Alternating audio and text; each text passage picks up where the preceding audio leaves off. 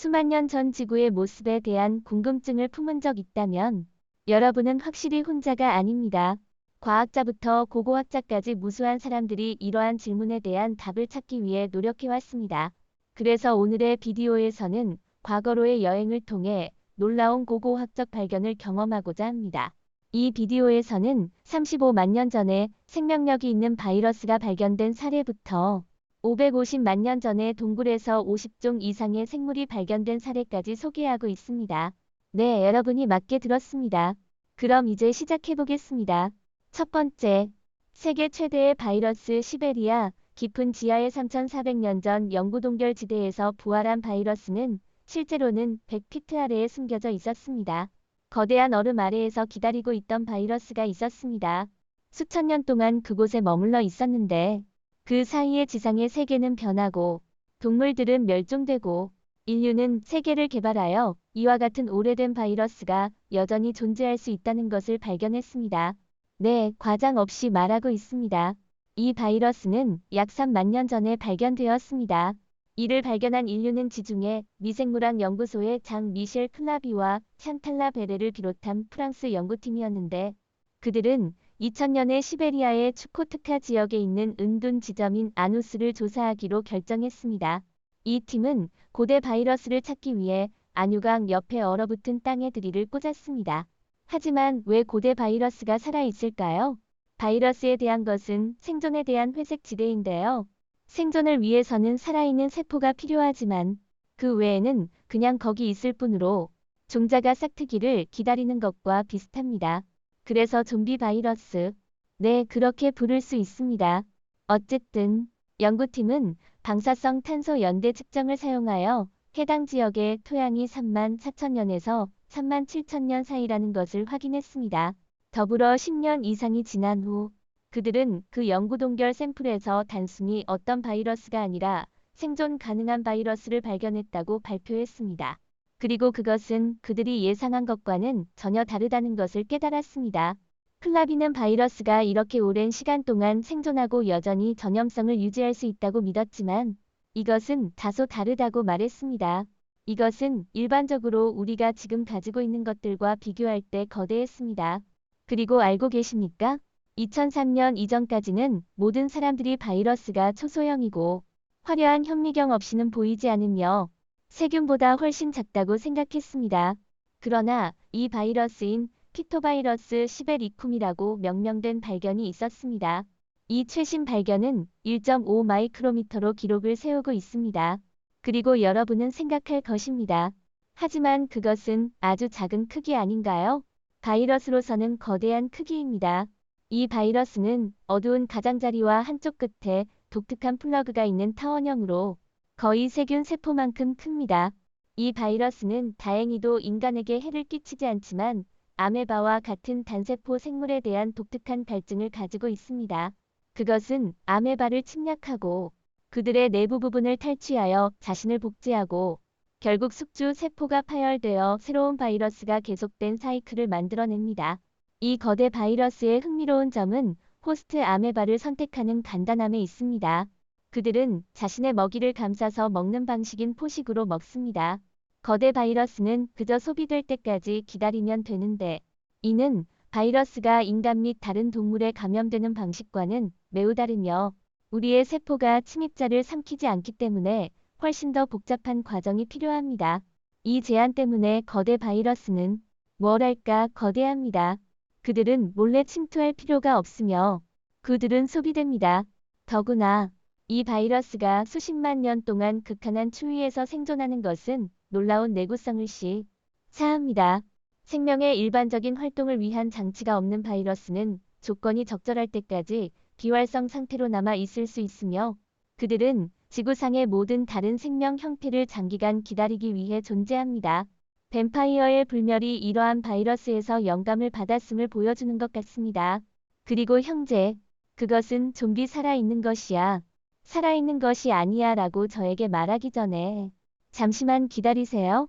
그들은 실제로 살아있는 생물체도 발견했습니다. 두 번째, 수백만 년 된 동굴 매일매일은 아니지만 수백만 년 동안 행성의 나머지로부터 차단된 곳. 숨겨진 세계를 우연히 발견하는 것은 아닙니다. 이것이 바로 루마니아의 망갈리아 근처에서 1986년에 루마니아 과학자인 크리스티안 라스쿠가 한 일입니다.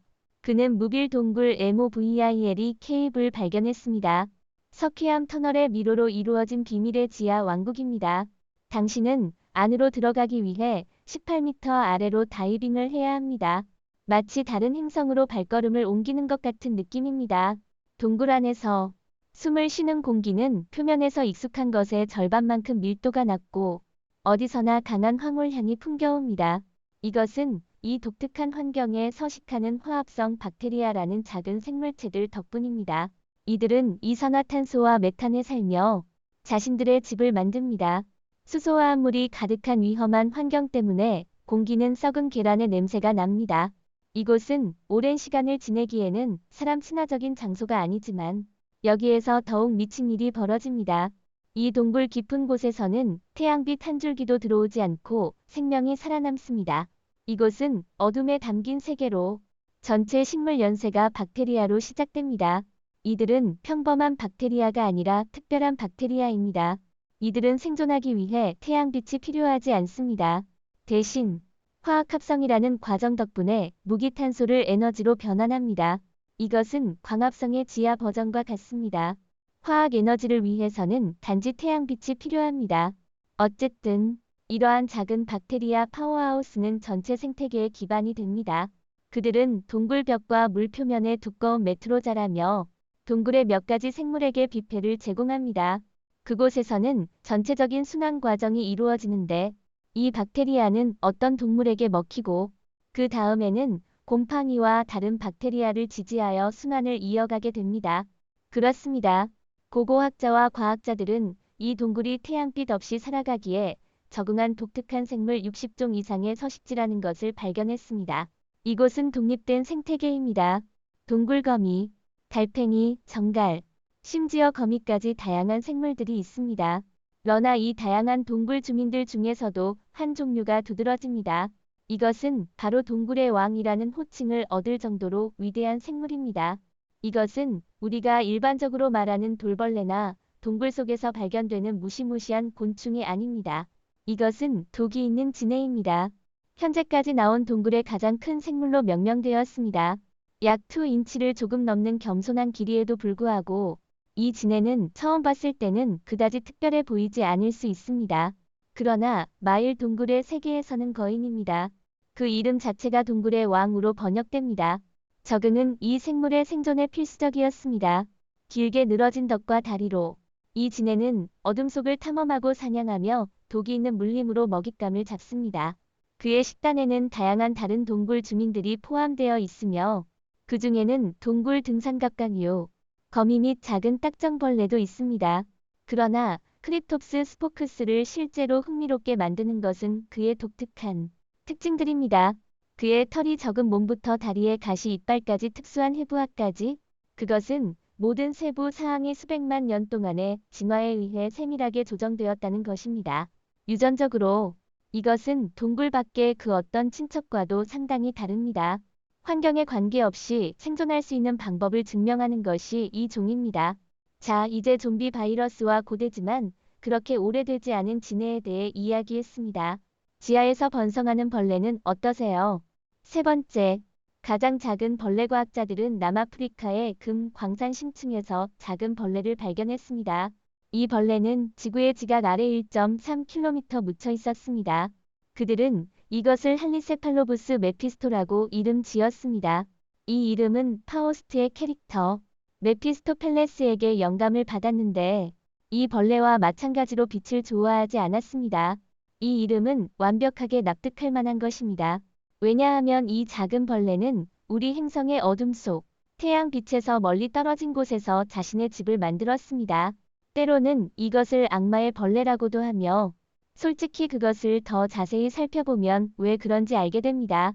벌레가 여러 가지 이름을 가진 특별한 점은 무엇일까요? 이 작은 생물은 발견된 가장 깊은 곳에 살고 있는 다세포 생물체입니다.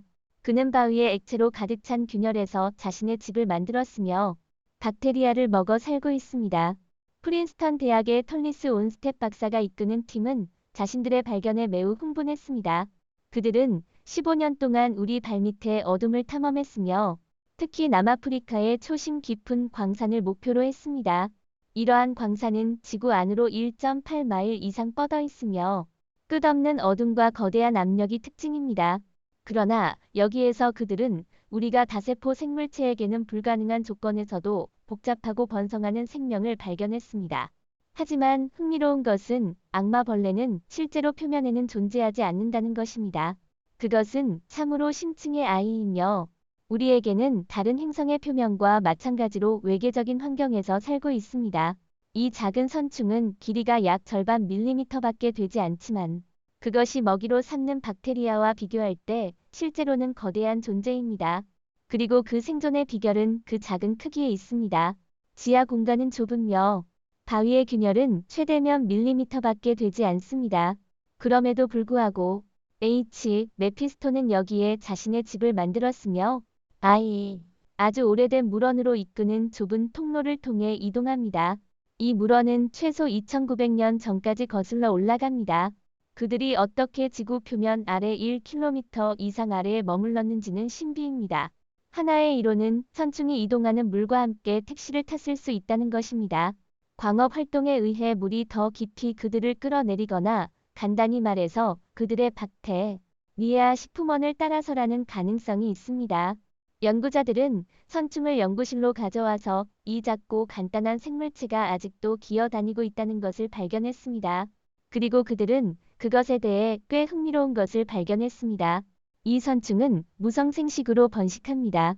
즉, 이 선충은 자체 수정의 알을 생성하거나 수컷 및 암컷 생식기관을 모두 포함한 여성형 생식기관을 가진 중성 생식체로서 동반자 없이도 번식할 수 있습니다. 좋아요. 벌레 이야기는 여기까지입니다. 다음 발견으로 넘어가겠습니다. 네 번째, 다중종의 기원. 다중종이 중국에 발생했을 수도 있지만 이것은 훨씬 더 충격적일 수 있습니다. 그래서 중국의 윈난대학, 엑서터 대학, 사스카치완 대학, 중국과학원, 루방 대학 및 레스터 대학 간의 국제 협력이 있었습니다. 그리고 그들이 발견한 것이 매일 듣는 것은 아니라고 알 수 있습니다. 그렇지 않으면 베팅할 수 있습니다. 윈난 성산악지대에 위치한 장장시에 초점이 맞추어져 있습니다.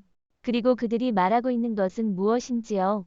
그들은 이곳이 오늘날의 많은 종, 우리 인간을 포함하여 원래 왔다고 믿습니다. 그래서 윈난의 천장 자로 생물구는 5억 1800만 년 전으로 거슬러 올라갑니다. 이것은 고대 동물 화석의 보물 창고이며 캠브리아 폭발을 이해하는 중요한 퍼즐 조각입니다. 그거 말인가요? 나중에 그에 대해서 얘기하겠습니다. 하지만 이곳에서 발견된 화석에 대해 이야기해 봅시다. 이 수집품에는 250종 이상의 화석이 포함되어 있습니다. 우리는 고대벌레, 오늘날의 새우, 곤충, 거미, 전갈의 조상, 심지어 초기 척추동물의 화석들을 말하고 있습니다. 이들은 물고기, 양서류, 파충류, 조류 및 포유류의 조상들입니다. 그들 중 일부는 그들의 이름이 너무 복잡해서 당신의 혀를 매듭으로 묶을 것입니다.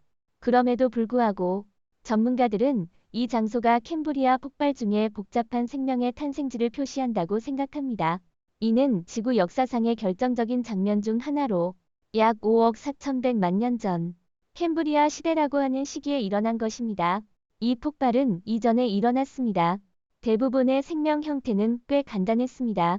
단세포 생물체나 작은 세포 그룹들이 함께 머물렀습니다. 그런 다음 폭발적인 캠브리아 폭발이 발생했습니다.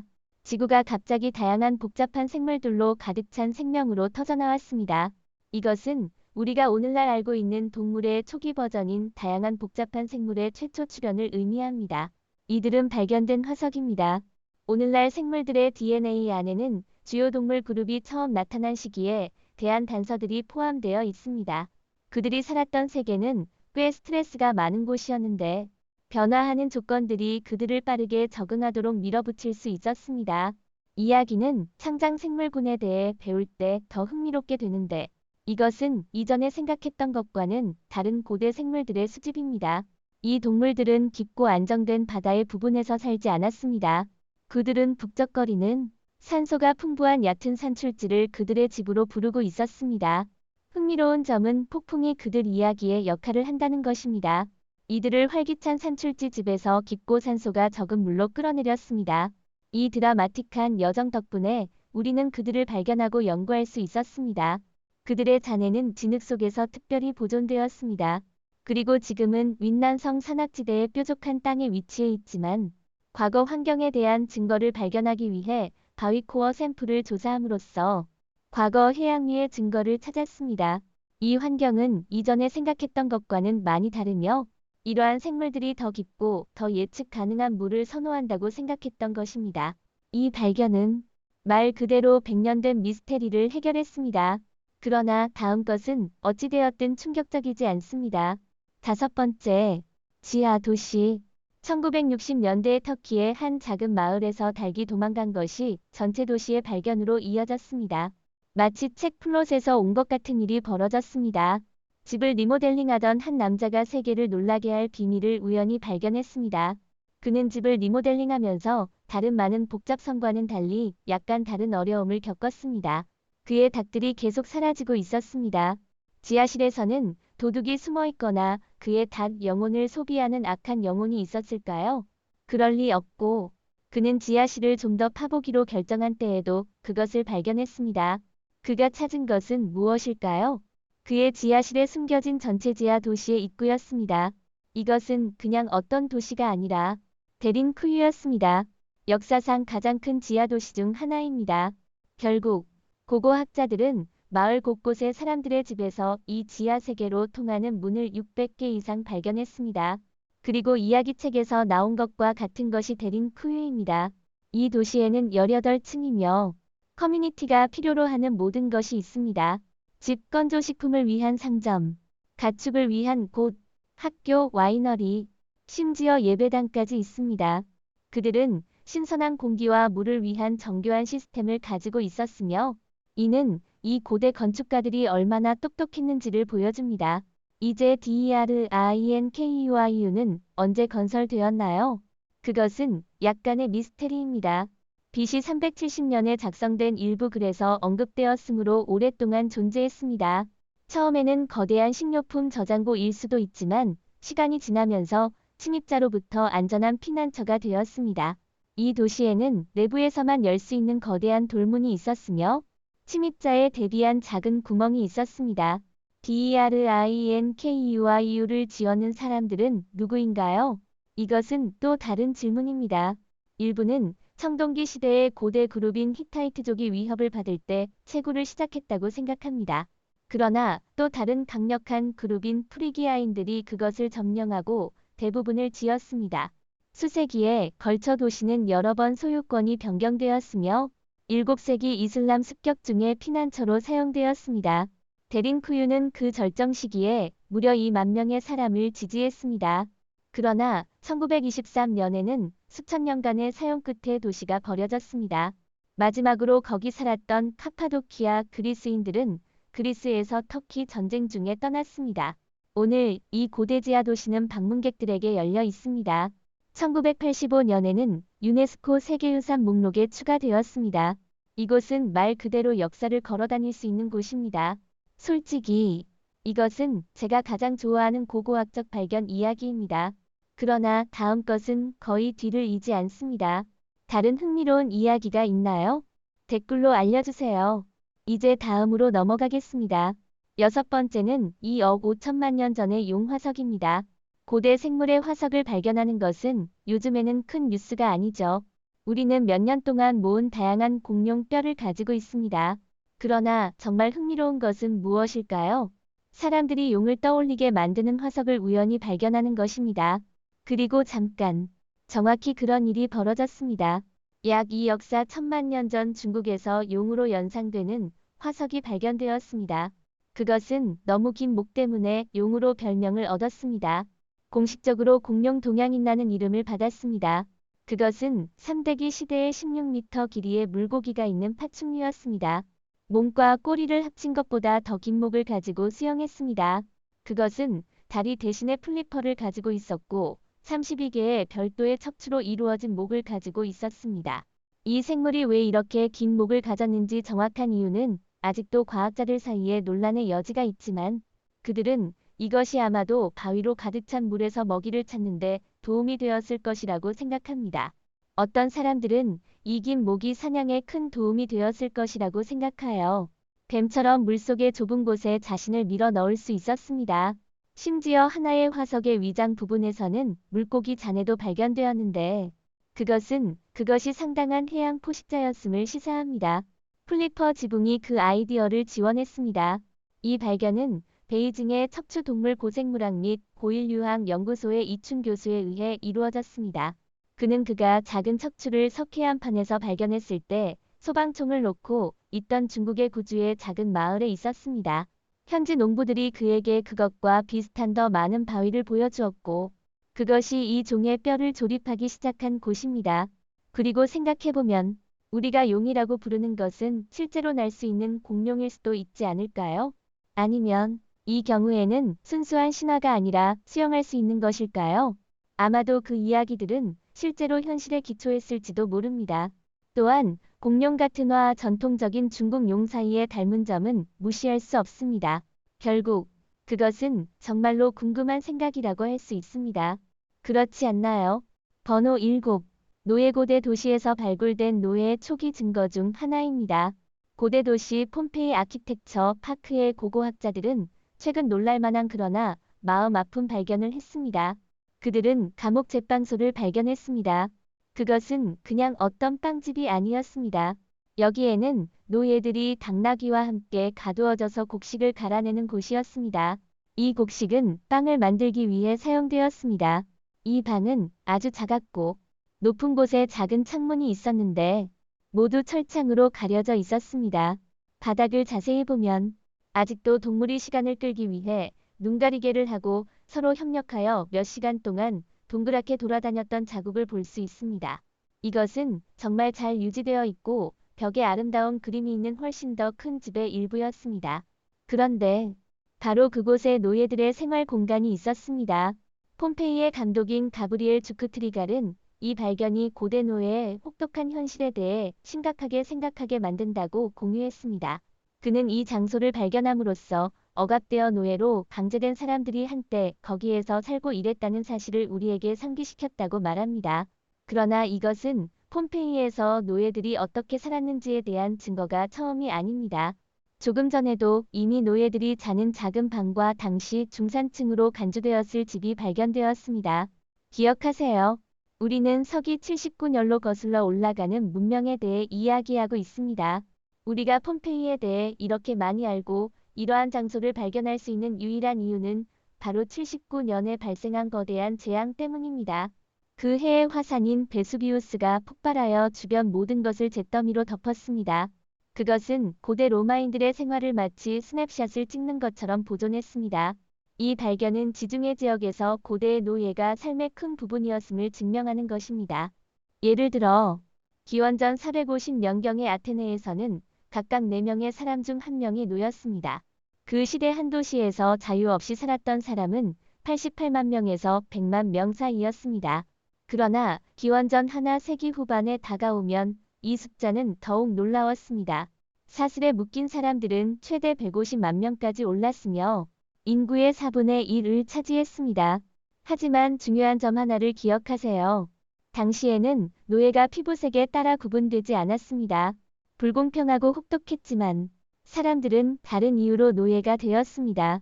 많은 사람들이 전쟁에서 포로로 잡혀오거나 상인들에 의해 끌려왔습니다. 그리고 안타깝게도 부모가 노였다면 당신도 노였을 것입니다. 그러나 폼페이 이전의 인류의 흔적을 찾아낸 발견도 있습니다. 번호 8. 고고학자들이 고대 인류의 새로운 종을 발견했습니다. 오랜 시간 동안 모두가 동아프리카가 모든 것이 시작된 곳이라고 생각했습니다. 약 20만 년 전에 인간이 생겨났습니다. 그러나 그 후에 누군가가 그 아이디어를 다시 생각하게 만든 일이 있었습니다. 남아프리카의 인류의 요람이라 불리는 장소에서 과학자들은 호모 날레디라는 새로운 종의 인간의 유해를 발견했습니다. 이것은 리징스타 동굴계에서 리버거 박사와 그의 팀에 의해 만들어졌습니다. 그들은 그냥 주위를 둘러보고 있던 것이 아니었습니다. 2013년에 리버거 박사와 그의 팀은 이 동굴을 수년간 탐험한 후 우연히 1,500여 개 이상의 호모 날레디 개체의 뼈를 발견했습니다. 이제 그들이 발견한 것은 호모 날레디가 꽤 흥미로웠다는 것을 보여줍니다. 그들은 두 다리로 걸었으며 키는 약 5피트이고 몸무게는 약 100파운드였습니다. 그들은 물건을 잡고 꽉 쥘 수 있는 손과 작지만 강력한 두뇌를 가지고 있었는데 모두가 그들이 우리가 생각한 것보다 더 똑똑했을지 궁금해했습니다.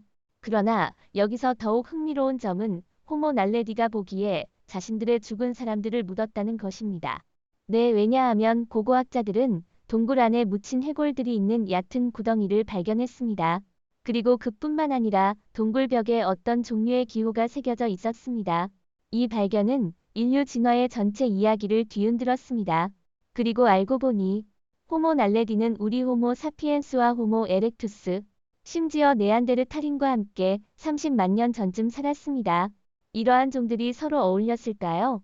오늘 영상은 여기서 마치겠습니다. 시청해주신 모든 분들께 감사드립니다. 이 영상이 마음에 드셨다면 좋아요, 공유, 채널 구독을 잊지 마시고 저희와 함께 더 흥미로운 콘텐츠를 살펴보세요. 더 흥미로운 지식과 흥미로운 내용을 공유하려면 업데이트에 주의를 기울이십시오. 다음 영상에서도 또 뵙길 기대하겠습니다.